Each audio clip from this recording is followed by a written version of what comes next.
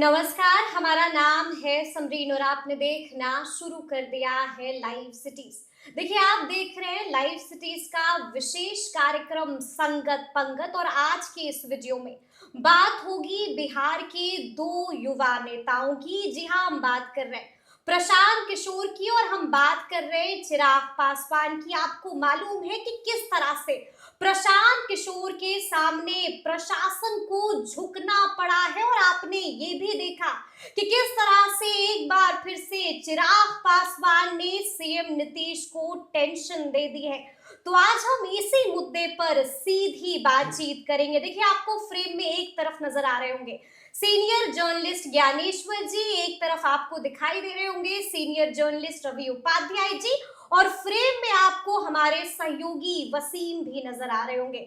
तो आइए फिर इस बातचीत की शुरुआत करते हैं। शुरू करेंगे हम लोग आपसे ज्ञानेश्वर जी। आपने देखा कि आखिरकार प्रशांत किशोर के सामने प्रशासन को सरेंडर करना पड़ा। देखिए समरीन जी, बात वहां से शुरू करते हैं। आपने कहा दो युवा नेता। मुझे समझ में बात नहीं आती कि आप लोग किस उम्र तक लोगों को युवा मानते रहते हैं। चिराग पासवान ने शादी नहीं की, इसका मतलब कब तक युवा रहेंगे? बुढ़ापे में भी शादी नहीं करेंगे तो युवा ही कहलाएंगे क्या? और प्रशांत किशोर की उम्र भी हो गई है, युवा नहीं कहा जा सकता है उन्हें। और दूसरी बात जो आपने कही कि चिराग पासवान ने नीतीश कुमार को टेंशन दे दिया। टेंशन तो नीतीश कुमार ने दिया। अब देखिए, नहले पर दहला मारने की कोशिश की है चिराग पासवान ने। ठीक है ना जी। देखिए, आज सुबह जब चिराग पासवान के घर समय से पहले नीतीश कुमार पहुंच गए, कार्यालय पहुंच गए। ठीक है, वो अपने घर पर थे चिराग पासवान, क्योंकि नीतीश कुमार को कोई 1.5 घंटे के बाद आना था। तो हमने नीतीश कुमार के पहुंचते ही लिखा था फेसबुक पर और हैंडल एक्स पर, नीतीश कुमार है रे भाई। ठीक है। और देखिए कहां चिराग पासवान 2020 में नरेंद्र मोदी के हनुमान थे। देखिए, नीतीश कुमार इस बात को जानते हैं कि चिराग पासवान हमारे नहीं हैं, चाहे वो जितना दिखावे, चाहे जितना कहें, वो बीजेपी के हैं। नीतीश कुमार को जीतन राम मांझी और उपेंद्र कुशवाहा को लेकर बहुत उलझन नहीं होती है, लेकिन चिराग पासवान को लेकर उलझन तो होती ही रहती है। और देखिए, चिराग पासवान भी जान रहे हैं कि एनडीए में सबसे अधिक दबाने की कोशिश उन्हें ही की जाएगी। मैं 2 दिनों पहले दिल्ली था, कोई हफ्ते भर के प्रवास में था, और दिल्ली के रायसीना हिल्स में जो हमने समझा, चिराग पासवान को बिहार विधानसभा चुनाव 2025 में, मतलब लोजपा आर को 21 से 22 सीटें ही मिलने जा रही है। सिर्फ 21 से 22। और चिराग पासवान को यह बात कबूल नहीं है। देखिए, जो आंतरिक खबरें हैं, जो भीतर की खबरें हैं कि एनडीए में सीटों का बंटवारा, देखिए भाजपा को लोजपा आर का सामंजन करना होगा। ठीक है ना। और नीतीश कुमार को उपेंद्र कुशवाहा और जीतन राम मांझी को एडजस्ट करना होगा। तो नीतीश कुमार को 122 सीटें मिल सकती है, जिसमें सामंजन होगा। और यदि मुकेश सहनी आ गए तो उनका भी। अच्छा। और 121 सीटें बीजेपी को, जिसमें सामंजन करना होगा चिराग पासवान को। तो बीजेपी और जेडीयू दोनों 100 सीटों से कम पर चुनाव नहीं लड़ना चाहती है। अब देखिए, चिराग पासवान को क्या लग रहा है कि लोकसभा में 6 से हम 5 कर दिए गए, राज्यसभा में भी किसी को नहीं भेजा गया। 2019 उन्हें याद आता है, 6 सीटें और रामविलास पासवान की राज्यसभा सीट।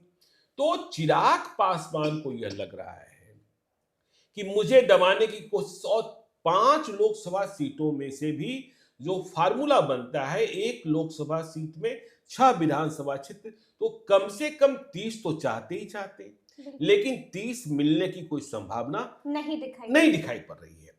और नीतीश कुमार, जो हमने कहा नीतीश कुमार है रे भाई, नीतीश कुमार अपने दोस्त और दुश्मन दोनों को याद करते हैं। तो 2020 का विधानसभा चुनाव रवि उपाध्याय सर विस्तार से बताएंगे, उन्हें आज भी टीसता है कि कैसे उन्हें नंबर 3 की पार्टी बना दिया। हाँ, और देखिए चिराग पासवान का यह बयान बार बार, और फिर प्रदेश कमेटी की मुहर कि चिराग पासवान बिहार में विधानसभा का चुनाव लड़ना चाहते हैं। तो नीतीश कुमार के जेहन में बात चलती रहती है, इसे डिकोड करने का कोशिश किया जाता रहता है कि आखिर चिराग पासवान ऐसा क्यों करे। ठीक है, चिराग पासवान को नरेंद्र मोदी कैबिनेट में कोई महत्वपूर्ण मंत्रालय नहीं मिला, और देखिए चिराग पासवान एक और चीज चाहते हैं। क्या चाहते हैं? देखिए वो बंगला तो ले ही लिया, लेकिन अब भी पशुपति पारस को दिल्ली में सरकारी बंगले से बेदखल नहीं किया गया है, और अब भी चुनाव आयोग में वह मुकदमा लंबित है जो लोजपा के खंडित होने का मुकदमा है। चिराग पासवान चाहते हैं कि यदि एनडीए में मैं हूं और सभी सहृदय हैं, तो लोजपा जो मूल पार्टी थी उसका स्वामित्व मुझे वापस कर दिया जाए और बंगला छाप उन्हें मिल जाए। तो चिराग पासवान की जिद यह भी है, लेकिन आप समय समय पर देखते हैं कि बीजेपी वाले भी जब एक बार चिराग पासवान ने कुछ कहना शुरू किया आरक्षण के मुद्दे पर, लेटरल एंट्री के मुद्दे पर, तो पशुपति पारस के यहाँ पहले पहुंच गए बिहार भाजपा के नेता, फिर पशुपति पारस को बुला लिया अमित शाह ने। तो टेंशन, लेकिन अब चिराग पासवान को खुश भी किया जाता है, उन्हें जेड कैटेगरी की सिक्योरिटी मिल जाती है, उन्हें वर्ल्ड इकोनॉमिक फोरम में स्विट्जरलैंड भेजा जा रहा है। तो चिराग पासवान को टेंशन नीतीश कुमार ने आज दिया, और इसके बाद चिराग पासवान को लग गया, तो चिराग पासवान ने कहा कि नीतीश कुमार के आने से, अचानक आने से ज्यादा महत्वपूर्ण था मेरे लिए पूजा को संपन्न करना। मैं पूजा छोड़कर नहीं आ सकता था, आने में असमर्थ था। तो देखिए अब चिराग पासवान नीतीश कुमार को टेंशन देने के लिए बीपीएससी के आंदोलित अभ्यर्थियों से मिल रहे हैं, उन अभ्यर्थियों से मिल रहे हैं जो इस आंदोलन में प्रशांत किशोर के साथ खड़े रहे हैं और जो गर्दनीबाग में धरना स्थल पर अनशन देते रहे हैं, और नीतीश कुमार ने इन अभ्यर्थियों की कोई नोटिस नहीं ली है। एक मुलाकात मांग रहे हैं, एक मुलाकात, राज्यपाल भले मिल लिए, लेकिन नीतीश कुमार ने मिलना मुनासिब नहीं समझा। तो अब चिराग पासवान ने यह टेंशन देने की कोशिश की। देखिए कहीं कहीं यह बात चलती रहती है जिसमें मुझे कहीं कोई सच्चाई अब तक नहीं दिखती है कि स्थितियां बहुत बिगड़ी तो चिराग पासवान और प्रशांत किशोर साथ आ सकते हैं। यह भी देखिए अब बहुत सारी चर्चाएं यदि आप सुनेंगे ड्राइंग रूम की चर्चा जिसमें सत्यता नहीं होती है कि चिराग पासवान को यह भी ऑफर किया जाता है कि वह पार्टी का विलय बीजेपी में कर दे और चेहरा बन जाए। तो चिराग पासवान को भी देखिए भविष्य के लिए, अब देखिए एक बात और है, बीजेपी ने 3 सर्वे एजेंसियों से पूरे बिहार में 243 विधानसभा क्षेत्रों में सर्वे कराया है और वहां इस बात की जानकारी हासिल की है कि एनडीए के जितने घटक दल हैं उनके कौन कौन नेता उम्मीदवार के दावेदार हैं। और लोजपा के बारे में एक कड़वी सच्चाई है कि इनके पास 5 वर्ष में उम्मीदवार नहीं होते हैं, और जब चुनाव का मौसम आता है तो बरसाती मेढक की तरह इनके यहाँ टेटे बोलने वाले बहुत सारे उम्मीदवार आ जाते हैं। अब आप देख ही रहे हैं, और इधर के दिनों में तो आपने देखा ही, पार्टी चाहे कोई हो, उन्हें बाहुबलियों से परहेज और गुरेज नहीं रह गया है। कल रईस खान मतलब खान ब्रदर्स को शामिल कराया जा रहा है। तो चिराग पासवान, अयूब खान, रईस खान और उनकी हिस्ट्री क्या रही है, कुंडली क्या रही है सिवान में, यह भी जानते हैं और हम समझते हैं। तो सिवान में शहाबुद्दीन के खिलाफ, शहाबुद्दीन के रहते तो किसी की बोली निकलती नहीं थी, तो अब ओसामा को चैलेंज करने के लिए तो नीतीश कुमार समय समय पर सभी को डोज देते रहते हैं। मैं कहता ही हूं, बार बार कहता हूं, नीतीश कुमार बोले तो खबर, ना बोले तो खबर, घर से निकले तो खबर, ना निकले तो खबर, जुबान फिसले तो खबर, जुबान न फिसले तो खबर। तो खबर ही खबर है नीतीश कुमार। बीमार है तो खबर और फिट है तो खबर। और आज देखिए ना, चिराग पासवान को टेंशन दिया, बदले में चिराग पासवान टेंशन देने की कोशिश कर रहे हैं। लेकिन याद रखिएगा, नीतीश कुमार बड़े चाणक्य हैं और सबसे बड़े स्ट्रेटजिस्ट हैं। प्रशांत किशोर चुनावी प्रबंधन की कला को जानते हैं, लेकिन अब तक उन्होंने दूसरे के लिए चुनावी प्रबंधन किया है, और जब जमीन पर नेता बनने को आए हैं तो उन्हें कितनी परेशानी हो रही है। तो ये चिराग का मसला बाद में है, अभी रवि उपाध्याय सर बोल लेंगे तो फिर मैं समझाता हूं कि प्रशासन और पीके की लड़ाई का क्या हुआ। बिल्कुल बिल्कुल, देखिए कहा भी जाता है रवि जी कि आप डाल डाल तो हम पात पात, यानी कि यही वाली कहावत आज लोगों को खूब याद आ रही है सीएम नीतीश को। एक बार फिर से जैसा कि बताया भी सीनियर जर्नलिस्ट ज्ञानेश्वर जी ने कि टेंशन तो दे दी है चिराग पासवान ने, साफ साफ कहा है कि अब इस लड़ाई को हम अग्रेसिवली लड़ेंगे, सिर्फ 2 दिन का वक्त दे दीजिए। क्या लगता है 2 दिन के अंदर ऐसा कौन सा कमाल कर देंगे चिराग पासवान? देखिए, यह मामला सब जुडिस्ड है, हाई कोर्ट में है, 15 तारीख को इसका कल ही सुनवाई है।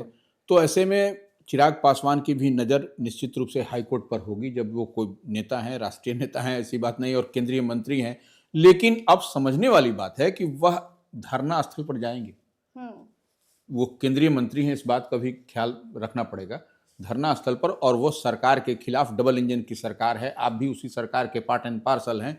तो आप जाइएगा तो उसका क्या मैसेज जाएगा, और मैसेज अगर आप देना चाह रहे हैं तो किसको देना चाह रहे हैं, यह सबसे बड़ा क्वेश्चन मार्क है। ये किसको देंगे? जो नीतीश कुमार यहाँ के मुखिया हैं, और आप उन्हीं को, और नीतीश कुमार ने भी, देखिए एक बात तो मानना पड़ेगा कि नीतीश कुमार जितनी राजनीति के वो माहिर खिलाड़ी हैं, नब्ज जानते हैं टटोलना और पकड़ना, और इसी लिहाज हाँ है इलाज उन्होंने आज एक तरीके से राजनीतिक रूप से तो इलाज दिखाई पड़ा है। इसको कोई माने नहीं माने, लेकिन यह बात तो है, क्योंकि आपका सब देखिए, किसी भी वीवीआईपी का मूवमेंट होता है तो इसका प्रोटोकॉल है, इसका नियम है, कायदा है, कानून है, वह सब कुछ पहले से मूवमेंट की जानकारी होती है। स्पेशल ब्रांच से जानकारी मिलती है कि कौन आदमी कब आया, चिराग पासवान वहां पहुंचे कि नहीं, कब चिराग पासवान श्री कृष्णापुरी अपने प्राइवेट जो निजी आवास है वहां से सरकारी कार्यालय के लिए अपने निकलेंगे। तो यह सब, और इस सब से अलग नीतीश कुमार को वहां पहुंच जाना, तो कहीं ना कहीं वह जो बात दर्शाना चाहते हैं, जो हम लोग के लिए वह कहीं ना कहीं एक न्यूज मिला, हम लोग भी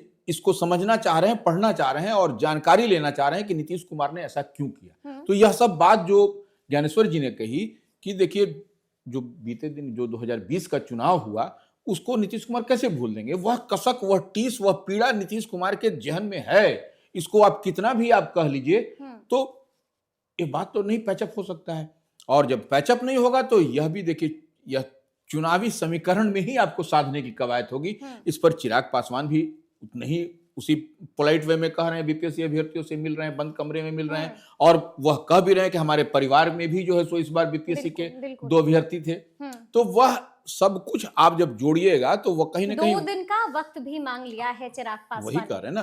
तो वो कहीं ना कहीं मैसेज जिनको देना है, चिराग पासवान भी मैसेज दे रहे हैं, और नीतीश कुमार को भी जिसको मैसेज देना है वह मैसेज, वो भी मैसेज दे हाँ मैसेज दिया। बस अब इससे क्लियर मैसेज क्या होगा? यह तो हमारी भाषा में अगर आप कहिए तो लाउड एंड क्लियर मैसेज है। नीतीश ने भी दिया और चिराग पासवान ने भी दिया, और रात होते होते चिराग पासवान ने भी लाउड एंड क्लियर मैसेज दे दिया है। देखिए वसीम, हम आपसे भी जानना चाहेंगे, आप भी सुन रहे थे कि बीपीएससी वाले अभ्यर्थियों ने क्या कुछ कहा है। देखिए मुलाकात तो हो गई, क्या लगता है सकारात्मक रही? अभ्यर्थियों का दिल जीत गए चिराग पासवान? देखिए बिल्कुल, ये जो मुलाकात हुई है लगभग 45 मिनट की मुलाकात है, और समरीन जी आपने भी अभ्यर्थियों से बातचीत की है, तस्वीरें दिखाई है, अभ्यर्थियों ने क्या कुछ कहा है, हमारे व्यूअर्स ने सुना है, मगर 2-3 जो पॉइंट है उसे अगर देखा जाए तो अभ्यर्थी काफ़ी खुश हैं, और अभ्यर्थी कह भी रहे हैं कि चिराग पासवान ने जिस तरीके से उन्हें आश्वासन दिया है, वह चिराग पासवान पर एक मतलब भरोसा अभ्यर्थियों का जगह है, एक उम्मीद की किरण जगी है, क्योंकि चिराग पासवान ने कहा है कि एनडीए गठबंधन के जो तमाम घटक दल के नेता हैं उनसे भी वो बात करेंगे। देखिए बीपीएससी अभ्यर्थियों से चिराग पासवान ने यह भी कहा है कि फेयर नहीं हो रहा है। यह बातें अभ्यर्थी कह रहे हैं कि चिराग पासवान ने मुलाकात के दौरान ही कहा कि जो कुछ घटित हो रही है वो बिल्कुल भी फेयर नहीं है, और 2 दिनों का जो मोहलत की बात आप कर रही हैं, जो जिक्र कर रही हैं, अभ्यर्थियों ने यह भी कहा कि चिराग पासवान ने 2 दिनों का वक्त मांगा है। इन 2 दिनों में चिराग पासवान एनडीए के घटक दलों के नेताओं से बातचीत करेंगे और फिर निष्कर्ष के बाद कदम आगे बढ़ाएंगे। मगर इतना तो जरूर है कि उम्मीद की किरण जगी है, और ज्ञानेश्वर सर भी कह रहे थे कि देखिए चिराग पासवान कहीं ना कहीं मुख्यमंत्री नीतीश कुमार को टेंशन देने की कोशिश कर रहे हैं, मगर चिराग पासवान जिस तरीके से 2 दिनों का वक्त मांगा, उन्होंने कहा कि भाई 2 दिनों में वह आगे कदम बढ़ाएंगे, तमाम लोगों से भी बातचीत करेंगे और जो गर्दनीबाग धरना स्थल है वहां भी पहुंचने की बात उन्होंने कही है।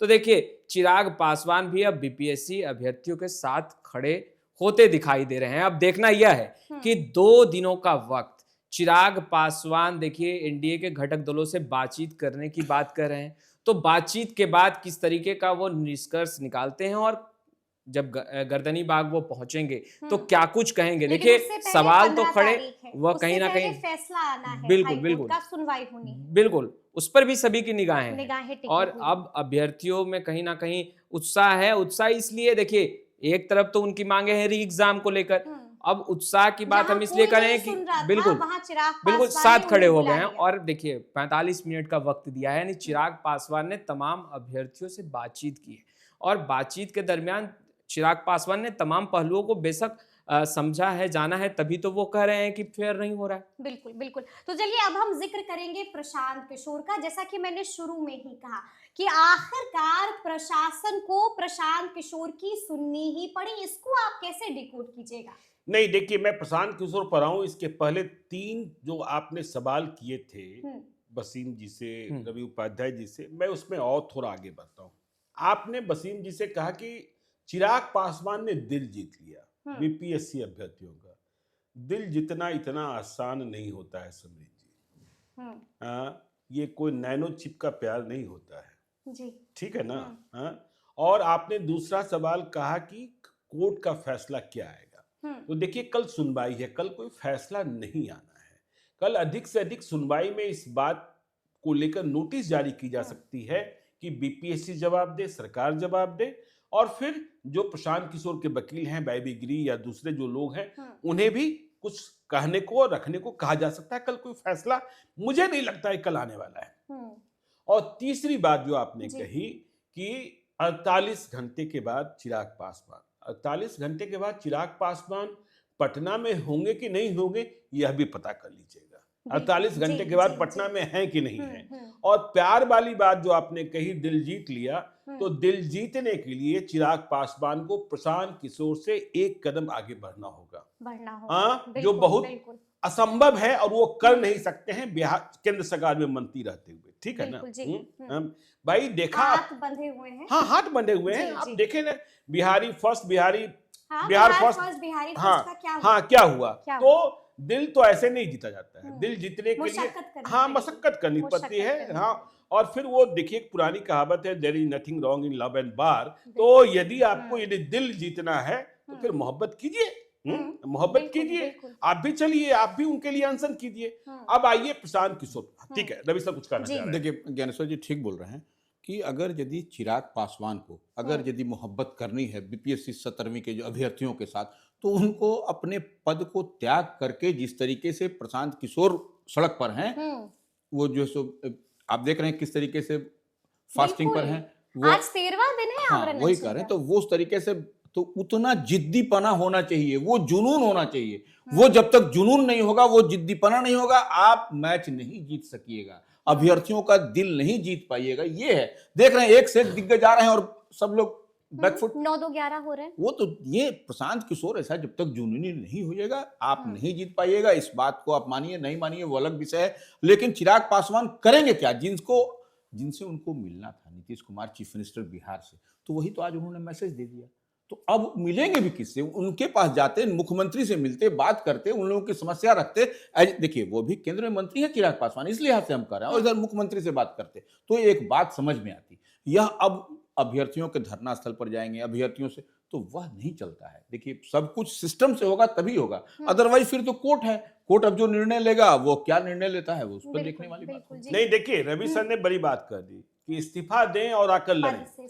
यदि चिराग पासवान इतना बड़ा फैसला कर लेते हैं कि उन्होंने मंत्री पद बीपीएससी अभ्यर्थियों के लिए या बिहार के छात्रों के लिए, बिहार के बेरोजगारों के लिए ठुकरा दिया, लात मार दी, तो प्रशांत किशोर की राजनीति खत्म। बिल्कुल, तेजस्वी यादव बहुत पीछे, और फिर पूरा बिहार चिराग चिराग करेगा, इसमें कोई शक नहीं। क्योंकि चिराग की फैन फॉलोइंग बहुत बड़ी है, चिराग को गांव गांव में लोग जानते हैं, ठीक है ना, लेकिन इतना बड़ा फैसला कर लेंगे यह संभव तो मुझे अभी नहीं लगता है। अब देखिए दूसरी बात जो आपने कहा, प्रशांत किशोर के सामने प्रशासन को फिर दोबारा हारना पड़ा। बिल्कुल, दोबारा हारना पड़ा है। पहली बार देखे आपने किस तरीके से, हाँ, गांधी मैदान में आपने उन्हें जेल भेजने की तमाम कोशिशें की, बेलेबल मुकदमों में आप उन्हें जेल भेजने की कोशिश कर रहे थे। कोर्ट ने सशर्त जमानत दी थी, उसे भी प्रशांत किशोर की जिद के कारण, क्योंकि वह जिद थी, बापू का बताया रास्ता था कि आप मुझे नहीं ले जा सकते हैं, मुझे अनकंडीशनल बेल मिला उनको, और यह एक बहुत लंबे समय के बाद इतिहास लिखा गया।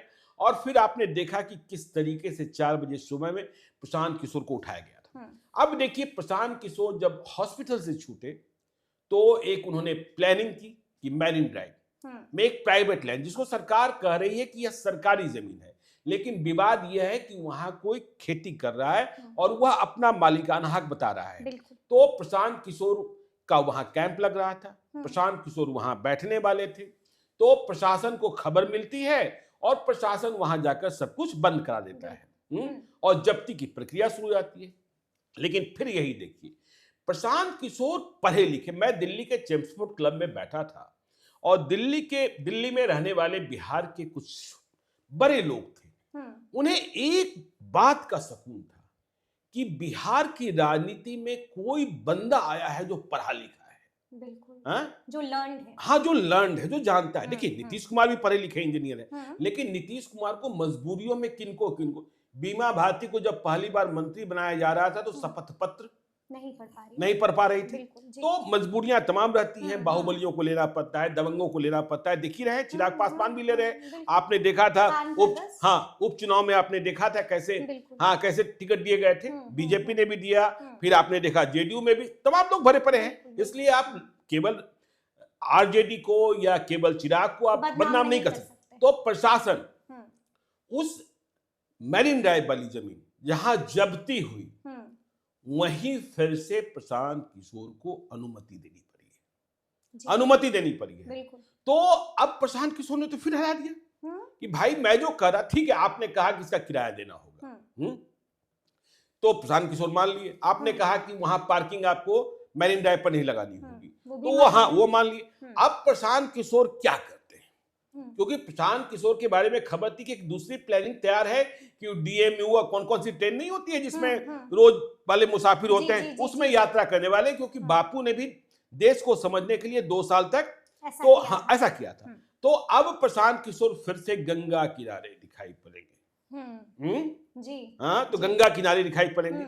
और देखिए गंगा किनारे छात्रों को, बेरोजगारों को पहले से पटना में कनेक्ट करता रहा है। चाहे इंजीनियरिंग कॉलेज का गांधी घाट देख लीजिए, चाहे वाणिज्य वाला घाट देख लीजिए, वहां एनआईटी घाट देख लीजिए, वहां कितनी बड़ी संख्या में लोग पढ़ने के लिए स्ट्रीट लाइट के नीचे बैठे होते हैं और सुबह में भी बैठे होते हैं। और देखिए प्रशांत किशोर एस्टैब्लिश तो है ही ना, ठीक है कि अभी वह बूथ प्रबंधन जो मतलब चूंकि उनको अपना चेहरा स्थापित करना है, तो प्रशांत किशोर ने मैरिन ड्राइव को चुना। मैरिन ड्राइव पर हर रोज शाम को 10 से 20 हजार लोग रहते हैं आराम से, और सैटरडे संडे को तो 50 हजार लोग रहते हैं। और कौन रहते हैं? युवा रहते हैं। तो फिर प्रशांत किशोर, देखिए वहां भी प्रशांत किशोर बैठेंगे तो वहां भीड़ जमा होगा, और फिर देखना होगा कि प्रशासन क्या करता है। अब और अब प्रशासन को भी समझ में आ गया है कि इस आदमी से ऐसे हम नहीं निपट सकते हैं कि भाई आप कहिएगा कि बीएनएस की धारा 190 तो दूसरा कोई नहीं जानता हो, लेकिन प्रशांत किशोर बीएनएस की धारा 190 भी जानते हैं, 191 भी जानते हैं, 132 भी जानते हैं। तो आप उन्हें दूसरे नेताओं की तरह पढ़ा नहीं सकते हैं। और उनके पास भले वोट वाले नेताओं की जमात नहीं है, लेकिन ज्ञान वाले नेताओं की जमात तो है ही। चाहे वो वकील हो, चाहे आईपीएस ऑफिसर हो। और फिर हम कह रहे हैं कि प्रशांत किशोर की राजनीति ने जो बिहार में पहले से स्थापित विपक्ष है उसे कमजोर किया है, उसे हिला कर रख दिया। विपक्ष में एक नया स्पेस, विपक्ष में बिखराव। यदि आप बोलेंगे विपक्ष का काम क्या होता है, लेकिन चिराग पासवान से हम उम्मीद नहीं कर रहे हैं। अब चिराग पासवान को यह बात लग गई, क्योंकि रवि सर कह रहे थे कि उनके घर वाले भी कुछ परीक्षा दिए थे और उन्हें भी लगता है कि कुछ गड़बड़ है, तो ज्यादा समझ, देखिए जब खुद पर बीतता है तब एहसास होता है, तब एहसास होता है। तो चिराग पासवान आ जाएंगे, लेकिन हाँ, प्रशांत किशोर यदि इस मुद्दे को आगे ले जाते हैं, लेकिन मुझे लगता है कि जो कल की सुनवाई है और उसमें नोटिस जारी करने की प्रक्रिया होती है या जवाब मांगा जाता है, तो फिर यह मामला सब जुडिस हो जाएगा और प्रशांत किशोर को अपना अनशन तोड़ना होगा। और गंगा किनारे पहुंच रहे हैं, ध्यान रखिएगा। सम्राट चौधरी पगड़ी खोलने के लिए गए थे अयोध्या। तो कहीं ऐसा नहीं, कहीं ऐसा नहीं कि प्रशांत किशोर भी गंगा में स्नान करें। प्रशांत किशोर गंगा में स्नान करें। और पिछले 15 दिनों से आप देख ही रहे हैं कि भाई अब उनके विरोधी भी नहीं कर रहे हैं कि ये प्रशांत किशोर पांडे हैं। बिल्कुल नहीं कह रहे हैं। क्योंकि छात्र जो, जैसे महिलाओं के बारे में कहा जाता है कि महिलाओं की कंस्टिट्यूंसी नीतीश कुमार के पास है। महिलाएं अपने पति से इतर जाकर वोट कर देती हैं नीतीश कुमार को। क्योंकि नीतीश कुमार के नेतृत्व में उन्हें सुरक्षा दिखता है, नीतीश कुमार के नेतृत्व में उन्हें महिलाओं की तरक्की दिखती है। तो इसी तरीके से यदि प्रशांत किशोर ने छात्र युवा की कंस्टिट्यूंसी डेवलप कर ली, देखिए आप लॉज में चले जाइए, ठीक है ना, लॉज में, और पटना के लॉज में तो कुछ जात वाले दिख भी जाएंगे, यहाँ जाति के लॉज होते भी हैं। यदि आप बाहर जाइए तो वहां सिर्फ जो लॉज में बिहार के होते हैं वो बिहारी होते हैं, बिहारी होते हैं, ठीक है ना। तो यदि छात्र युवा की कंस्टिट्यूंसी डेवलप हो गई तो बड़ा झटका बड़ा झटका है। और प्रशांत किशोर ने क्या बोलता है, फिर से प्रशासन को तोड़ा दिया। प्रशासन को, क्योंकि आप ऐसे नहीं कर सकते। और देखिए मतलब एक और चीज हुआ ना कि आप हिंसा वाला प्रदर्शन, हिंसा वाला विरोध, जबरिया बंदी कराकर प्रशासन के कानों पर जू नहीं रेंगवा सकते। प्रशासन जानता है कि यह 4 घंटे का आंदोलन है, इसके बाद इसमें कोई दम नहीं है। लेकिन यदि आंदोलन अनवरत चल रहा है, पटना से लेकर दिल्ली तक विदेश के कई पत्रकार पिछले 2 दिनों से पटना आए हुए हैं जो प्रशांत किशोर के फिनोमेना को समझ रहे हैं जी। तो यह बात तो है ही ना। ज्ञानेश्वर जी सत्याग्रह कर रहे हैं जी। प्रशांत किशोर आंदोलन करते तो वह कुचला जा सकता था, लेकिन सत्याग्रह को अपने कुचल सकते। वो तो हम लोग पहले दिन से कर रहे हैं, धरना प्रदर्शन और अनशन में। अनशन भाई वो कभी भी, और जहां गांधी मैदान तो हम लोग गए भी थे, 2 दिन गए थे, कहीं वहां जनसुराज जिंदाबाद का नारा नहीं लगता था। जनसुराज की सरकार बना दो, यह बात नहीं होती थी, बीपीएससी के छात्रों की बात होती है। बिल्कुल। तो ये देखना होगा। आपको क्या लगता है रवि जी, झटके पर झटका लगातार दे रहे हैं प्रशांत किशोर नीतीश? देखिए अभी तो जो ताजा जो मामला है उसमें यही दिखाई पड़ रहा है कि फिर से उनको उसी स्थान पर जब करने के लिए फिर से तैयारी कर दी गई, तो प्रशासन निश्चित रूप से बैकफुट पर है। और देखिए प्रशांत किशोर कोई थेथोलॉजी नहीं करते हैं, थेथोलॉजी में आप जीत हार हो सकता है, तो वो किसी बात को पुख्ता प्रमाण के साथ रखते हैं। तो वो प्रशासन या कोई भी आदमी तथ्य देखेगा, फैक्ट्स एंड फिगर देखेगा, तो उसको बैकफुट पर आना है। तो प्रशासन भी बैकफुट पर इसी लिहाज से आया कि भाई वो जो आदमी सत्याग्रह कर रहा है, जब उस रैयत की जमीन है तो वो 1 महीना और पेपर में पूरा मजबूत है, तो फिर आप कैसे करिएगा। और मुझे तो लगता है समलिन जी ना कि देखिए जो प्रशासन ने अनुमति दी है, इसमें जो कल राजभवन में छात्र गए थे जी, राज्यपाल की भी भूमिका है। क्योंकि देखिए मैं राज्यपाल आरिफ मोहम्मद खान के बारे में बार बार कहता हूं कि जिस तरीके से वह कुरान की आयतें पढ़ सकते हैं, गीता का श्लोक पढ़ सकते हैं, उतना ही बेहतर वो संविधान भी जानते हैं और उतना ही बेहतर वह भारत के नए कानूनों को भी जानते हैं। और उन्होंने समझा होगा कि भाई आप किन कारणों से उनके अहिंसक आंदोलन को रोकना चाहते हैं, किस कानून के तहत। और जब कानून के तहत आप बात करेंगे तो फिर आपको जवाब ढूंढना बहुत ही मुश्किल हो जाएगा। और इस कारण ही शायद कि राजभवन का दखल हुआ हो, हस्तक्षेप हुआ हो, क्योंकि कल राज्यपाल ने क्या कहा था छात्रों से कि देखिए आपके लिए दरवाजे खुले हुए हैं, आपके लिए हम बात करेंगे, लेकिन आप लोगों पर यह नैतिक दायित्व बनता है कि प्रशांत किशोर का आमरण अनशन खत्म कराएं। और जब छात्र बाहर आए थे, आपसे बातचीत कर रहे थे, तो वह भी कर रहे थे। तो देखिए गंगा स्नान कहीं ना हो जाए। लेकिन मेरा अंतिम सवाल है आपसे ज्ञानेश्वर जी, आपको क्या लगता है री एग्जाम होगा कि नहीं? नहीं, मुझे तो नहीं लगता है, मुझे तो नहीं लगता है, नहीं लगता है, मुझे तो नहीं लगता है, मुझे तो नहीं लगता है। यानी कि जो उम्मीद कर रहे हैं अभ्यर्थी, नहीं, अब तो देखिए उम्मीद पर पानी फिरेगा। अब देखिए री एग्जाम तो मुझे तो नहीं लगता है कि पूरे बिहार में री एग्जाम होने जा रहा है, क्योंकि देखिए जो पेपर्स हुए हैं उनके उनकी जांच भी चल रही है बिल्कुल चल और रही इस है। महीने के अंत तक। हम्म, लेकिन अब प्रशांत किशोर और जो अभ्यर्थी हैं, यदि आगे आने वाली परीक्षाओं में पेपर लीक रुकवा दें, जो बेरोजगारी भत्ता की बात हो रही, ये सब चीजें भी हो जाए जो 7 निश्चय के पार्ट रहे, हम्म, और वह 7 निश्चय जिसे 2015 में हम्म, भाई नीतीश कुमार नीतीश कुमार ने नीतीश और कुमार फिर ने, मतलब बिल्कुल। उस प्रशांत किशोर भी कंधा दे रहे थे 7 कंधा निश्चय दे रहे वन थे। में। तो ये मुझे नहीं लगता है एग्जामिनेशन होने जा रहा है। चलिए चलिए, तो अब देखना होगा कि आगे आगे क्या कुछ होता है, तो फिर ये पूरी चर्चा, ये पूरी बातचीत आपको कैसी लगी है, कमेंट करके हमें जरूर बताइएगा। तो ऐसे तमाम अपडेट्स के लिए बिल्कुल ऐसे ही हमारे साथ बने रहिएगा और देखते रहिएगा लाइव सिटीज। बहुत शुक्रिया।